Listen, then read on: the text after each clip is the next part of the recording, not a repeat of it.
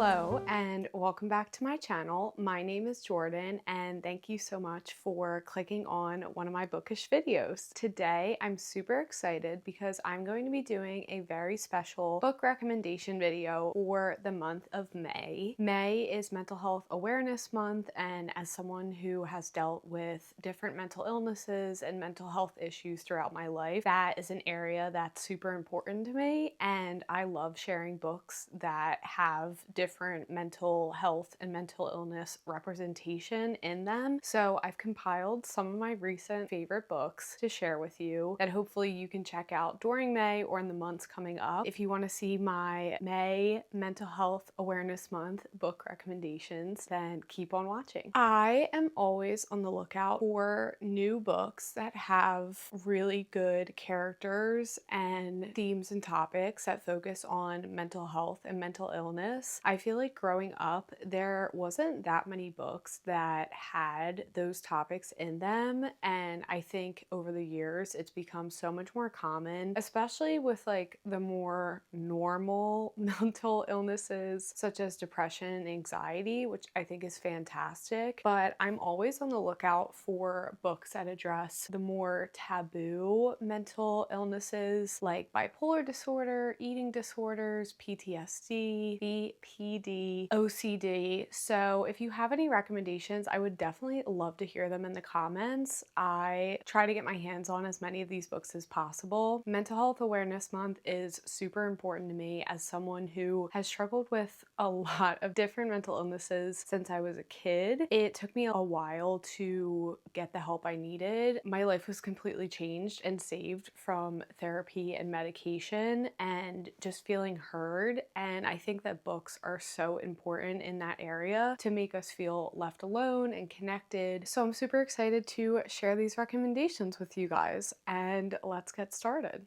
Okay, so I feel like this goes without saying, but this entire video basically has a trigger warning on it. A lot of these books deal with possibly triggering topics, so definitely check the trigger warnings for each of these books. But the first book that I will always recommend is Beartown by Frederick Bachman. This book, I think, has the most accurate depiction of sexual assault and the thoughts and mental health problems that goes along with it. The main character, Maya, is raped in this book, and the entire book is basically centered around the sexual assault that happens to her. But I think that her character and the grief and trauma and depression that she goes through after the rape is really, really accurate, and honestly one of the most like accurate depictions, especially from a male author, which I think is really fantastic. I recommend this to everyone anyway, but if you are looking for a book on those different topics, then I highly, highly recommend the entire Beartown series. Next, we have a newer release, and that is Passion Project by London Sperry. This is a romance book. In this book,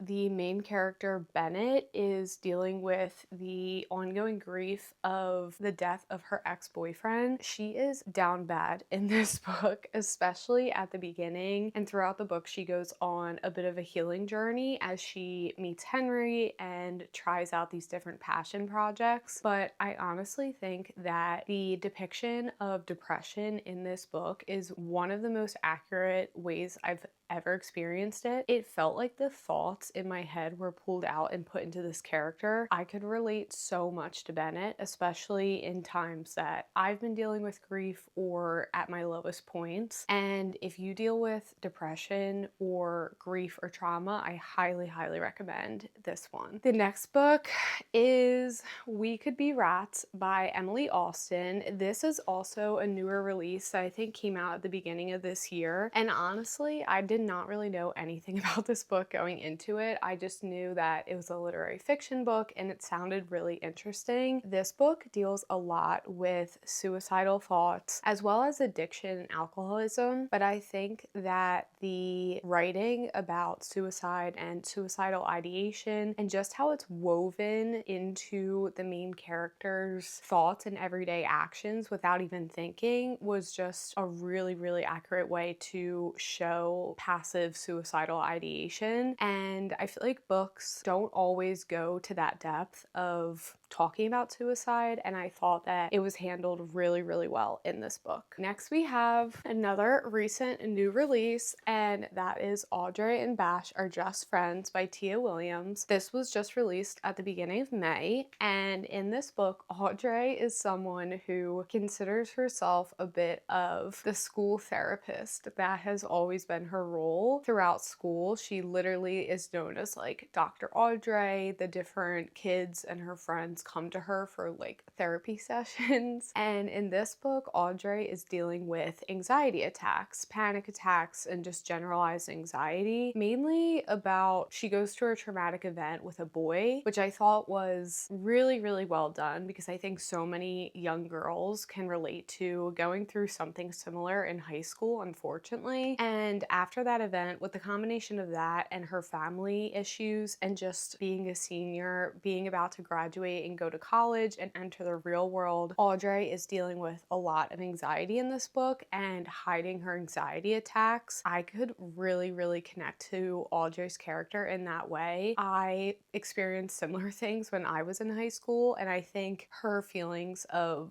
just feeling like she wasn't normal and wanting to hide her anxiety and her emotions was something that a lot of people with anxiety go through. So I really loved her character for a lot of reasons, but especially that reason. Okay, next we have one of my favorite books ever, and that is Know My Name by Chanel Miller. Definitely check the trigger warnings on this book. If you know anything about the Stanford swimmer who raped another student a few years ago, where the victim and survivor, Emily Doe, had penned a letter to BuzzFeed, which like went viral. This was her follow-up memoir, and this is one of the best written books I've ever read. I read this a few years ago when it came out, and I am constantly thinking about it and recommending it to people. So this book, as you can imagine, deals a lot with the after effects of sexual assault and rape, but I think the way that trauma and PTSD is written in this book is so accurate, and again, just felt like pieces picked out of my mind. This was before I tabbed books, so I dog-eared a bunch of different pages. Just the healing journey that she goes on in this book. She really is fighting with herself, not wanting to get help, not wanting to go to therapy, and just really sitting in her depression and her trauma and her grief, I think is something that a lot of people with mental illnesses have gone through. So I highly, highly recommend this book if you think that you can handle it at this point in your life. Next, we have Before I Let Go by Kennedy Ryan. I really wanted to read this book because I had heard how emotional it was and how Kennedy handles so many delicate topics really, really well. And in this book, Yasmin is dealing with grief from losing a baby. She had a stillborn baby, and dealing with the grief of a lost loved one and a divorce. She, in this book, is at a point where she has gone through extensive therapy and medication and has really healed herself, but she's reflecting a lot on her depression that she went through and her suicidal thoughts. And again, the quotes in this book were literally picked out of my brain. I've rarely seen depression written so realistically. Like, it's something that so many people go through, and I think that Kennedy really boiled it down and made it seem so realistic. I think as a woman and someone growing up and dealing with so many life changes and being a mom, Yasmin is someone that a lot of people can relate to. Next, we have one of my favorite series of all time that I will forever recommend for so many reasons, but specifically in volume 3, Heartstopper, Charlie's character is one of my favorite characters ever, and I think his character is so important for so many reasons, mainly in the way that his mental illnesses are shown throughout this series, although he is falling in love with and getting to be his true self with his boyfriend Nick. Especially in this volume and then volume 4 and volume 5, Charlie is dealing a lot with the mental mental health problems that he had before that he never really addressed. And so his character deals with eating disorders, self-harm, suicidal thoughts, depression. And I think the way that Alice Osman shows these really, really serious and dark mental health issues in a teenager is so important. If I had read this book, if this book had been out and I had read it when I was younger, I genuinely think I would have been a changed person because I would have felt so much less alone. I think that Charlie's character is someone who is just dealing with the difficulties of being young, growing up, being in school with peers that you don't really relate to, and struggling with your self-identity. And for that reason, he deals with a lot of mental illnesses and disorders that a lot of teens and young people deal with. And so I just love this book and I love Charlie's character. Okay, next we have one of my favorite romance books by one of my favorite authors, and that is Happy Place by Emily Henry. Happy Place is a second chance romance, and in it we are following Wynne and Harriet, who were in a relationship for a very long period of time. They recently, I think like about a year ago, broke up, and in this book they are reunited for the first time at the lake in Maine on like a summer vacation with all of their friends. And in this book we learn that there was basically a deterioration in Harriet and Wynne's relationship, that nobody really knows why things fell apart when they clearly loved each other so much. And throughout the book you learn that Wynne was really dealing with a lot of depression. If I'm remembering this right, it's been a few years. I am planning to reread soon. Wynne, I think, has lost one of his parents, and after that he kind of went into a tailspin with his grief and really started dealing with a lot of depression. And I think the way that Emily Henry works into the story so organically, the fact that he's been depressed and he started doing medication and was addressing his mental health issues, was just so well done, because it's not a standout moment, but it's just a part of his character. So I highly recommend for that reason. Another romance book that I think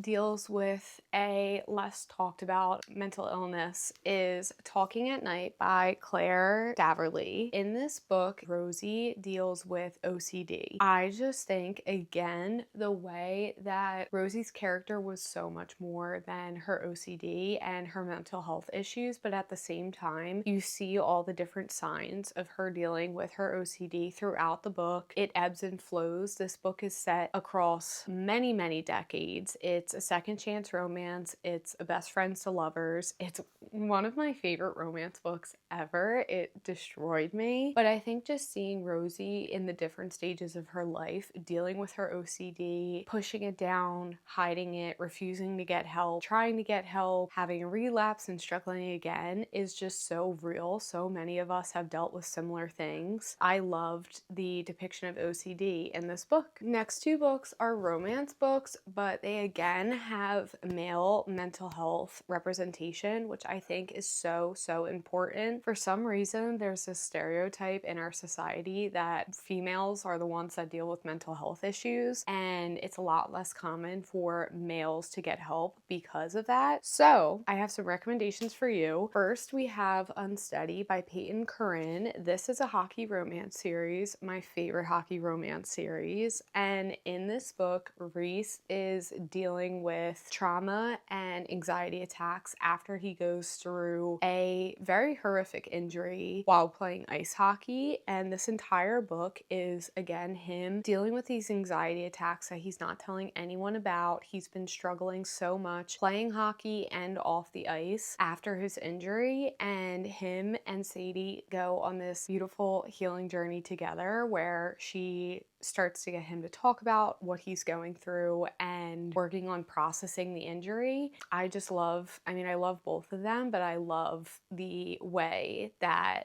anxiety and male mental health was depicted in this book. I can't go a video without talking about the love of my life and my favorite series, the Summer I Turned Pretty series, and specifically I pulled out We'll Always Have Summer because Conrad Fisher's character, he's the love of my life. The way that he is dealing so much with the grief of his mother dying in the first book and then losing his mother and the anxiety that comes along with that, the way that he deals with his anxiety and his grief off the pages, and you can just see him evolve throughout the series from someone in the first book that is dealing with constant anxiety attacks, so worried about his mother dying, just his life blowing up, and then him in this final book, and the way that you can tell that this man has gone to therapy, he has worked on himself, worked on his internalized rage and self-destruction, and just turns into such a wonderful person that he always was because he has worked on himself and healed and gotten help, I think is so beautiful. And from when I was a kid, I always loved the way that his character was depicted in this book, in this series. All right, we have a few books left. So next I have Alone with You in the Ether by Audre Blake. This is a contemporary romance, a love story that will stay with you forever. It really deals heavily with mental illnesses. The two main characters are two very, very flawed people that are dealing with so much. Both are hurting themselves and hurting others because of their mental illnesses, their lack of control over them, and their lack of help. I honestly don't really know like the exact issues that they deal with. I would say Reagan definitely is someone who deals more with like a manic personality, and I think I could be wrong, but I thought her character really showed like a lot of bipolar disorder, different characteristics of someone who deals with bipolar. And I think Aldo's character really struggled with depression among other things, and I could really relate to his internal thoughts. I just thought it was really interesting to see this love story between two characters that are both just so stuck in their mental illnesses and dealing with it that way, how they can help each other and sometimes hurt each other. This is just like one of my favorite books ever. So next we have The Woman by Kristen Hanna. This is a historical fiction book, as always, following Frankie, who is a nurse in the Vietnam War. And if you're interested in like historical fiction and history, I think this was one of the most interesting, fascinating books ever. I learned so much from it on the history side. But Frankie is dealing with being a nurse in the Vietnam War, and then it also follows her in the aftermath of the war when she is dealing with severe PTSD, mainly PTSD and trauma, but also depression and suicidal thoughts. And I thought that the way that PTSD in Woman was portrayed here was so well done. You do have someone who has been through a war, so that's the typical way that PTSD is portrayed, but I think that showing the struggles that she went through to get help and be understood, because back then PTSD was so stigmatized, especially for women. They did not believe that a woman, even if she was in a war, could be traumatized, was just so well done. Like, I think about Frankie's character and the way that her PTSD was handled all the time. Last but not least, I have two books from the same series, and that is Oathbringer and Rhythm of War by Brandon Sanderson.